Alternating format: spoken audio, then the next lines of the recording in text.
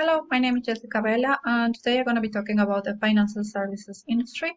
And this is an analysis from an ethical and corporate social responsibility perspective. So the reason why I choose this industry is because I believe that this is a critical player in shifting towards a sustainable growth. So the main point of the agenda of this presentation is provide a background of the industry and also present some of the issue, challenge, and risk. I also be analyzing the financial crisis of 2008, and I will present the best analysis of the industry and the opportunities and trends, and finally a brief conclusion of this analysis. So the background of the main highlights of the industry is that this industry include the processes in which consumers and businesses acquire financial products and services. So the main activities of the industry are focused on banking, investing, and insurance. Or we can see here the major players are not only the big corporations, but also regulatory bodies such as the central bank, rating agencies, and asset managers. So, and within the industry, there is a broad variety of services such as banking, mortgage, credit cards, payment service, tax preparation. These are that most of us use daily. Within the business trends, we can see that there is a huge demand for digital banking. Consumers are more into financial applications, and also there is the use of artificial intelligence with the operations, and also a more personalized service. No, consumers are looking for a more personalized service from this industry. The ethical and corporate social responsibilities are going to be presented from this framework. From the economic dimension, we are going to see that, of course, this industry is profit driven because work with the money of people or the investors. But the ethical implications are going to be related to the controversial excessive charge of interest rates, fees, and commissions that these institutions charge to the customers. So from the environmental dimensions, the implications are that these companies are sometimes lending credits to companies that are not social responsible, or are they causing damage, ecological damage. And from the social point of view, there is a lot of concern from for the financial institutions that are financing financial companies that are based on countries that have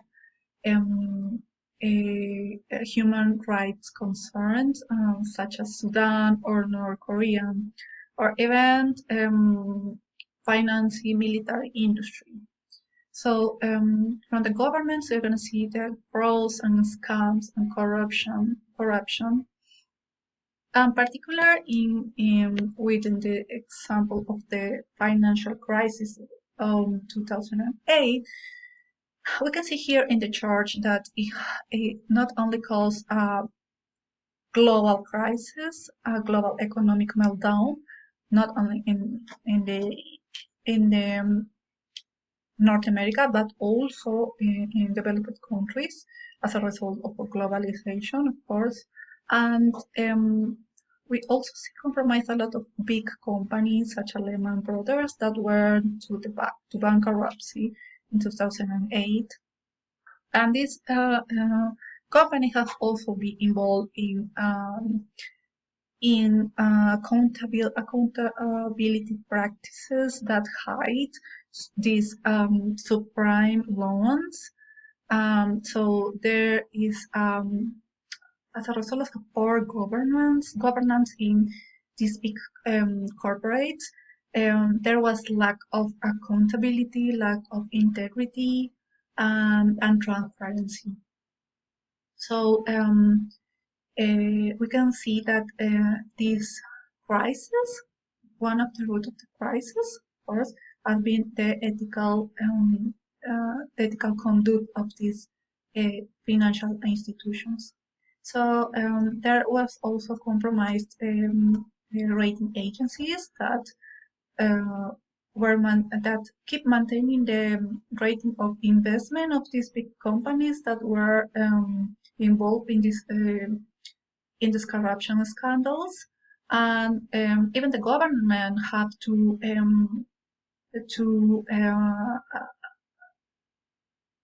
carry out bailout for these companies, and that's why there was a lot of protests from the public, as we can see in the pictures.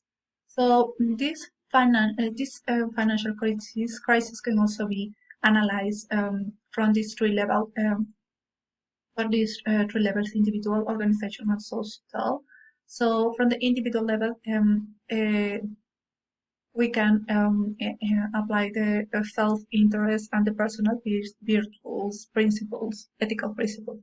Self-interest, because these financial professionals work only about themselves and their own gains, economic gains.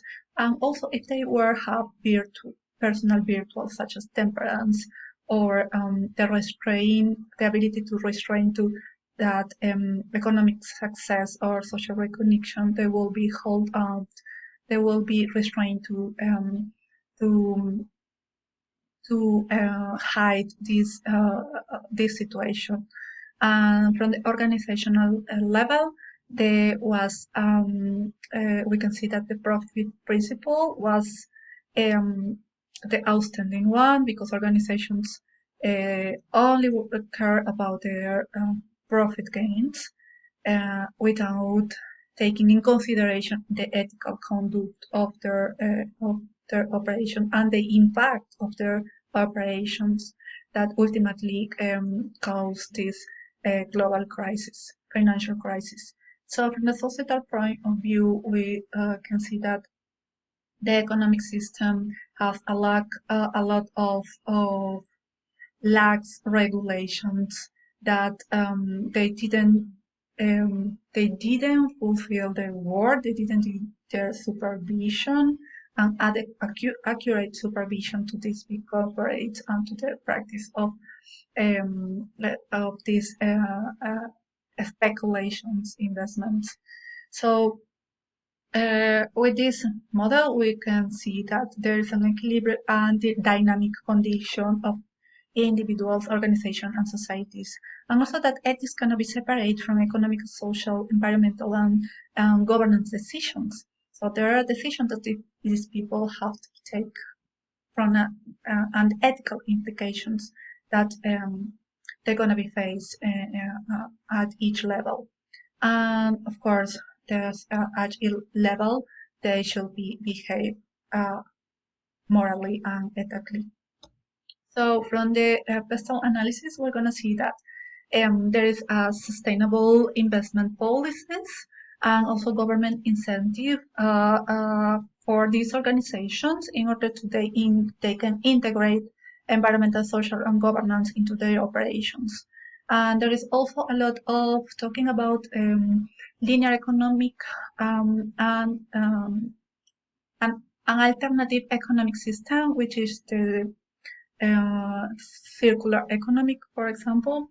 The reason is because there are more conscious about that it should be a sustainable growth in our current economic system. From the social point of view, we can see the shift of the consumer expectation towards sustainable services, and also the financial services trying to be aligned with these expectations. Technological, of course, there is an enhanced and technological innovation that are going to be facilitate the traceability of goods and service, and of course the transparency the supply chain. And also this is what we have seen in our the story of the stop project. And one of the biggest opportunities right now is that there is the increased demand for sustainable products and service, and mostly from the millennial generation. This is also opportunities for the financial institution to integrate this sustainable approach into their portfolios. But there are also challenges regarding to standardizes non-financial metrics and to the integration of environmental social governance principles within the legislative framework within the industry. As I said before, there is an increase of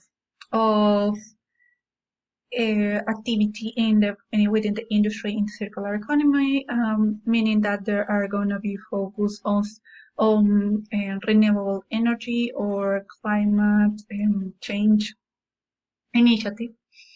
We can see from this chart that the number of private market funds with circular economic focus have 10 times increased within these years. And what's more important is how these financial services firms can take advantage of the circular economy. Is that the main takeaway is that they can choose on investing on these kind of initiative and this kind of sustainable operations within all the industry, because it's the financial services industry which is going to be financing the whole other sectors of our economy. So as a conclusion, I think that ethical and corporate social responsibility issues is a key topic for financial services firms. We need to learn from the mistakes that we have seen in the financial crisis. There is a trend of sustainable development that are becoming mainstream, and consumers demanding more sustainable financial products and service. And also that there is an ethical implication that are presented at all levels, personal, organizational, and societal levels. So it's important that financial professionals need to be aware that they need to understanding this ethical implication of their acts and of their operations. And also there needs to be willing to integrate this environmental, social, and government consideration into their financial services. So thank you so much.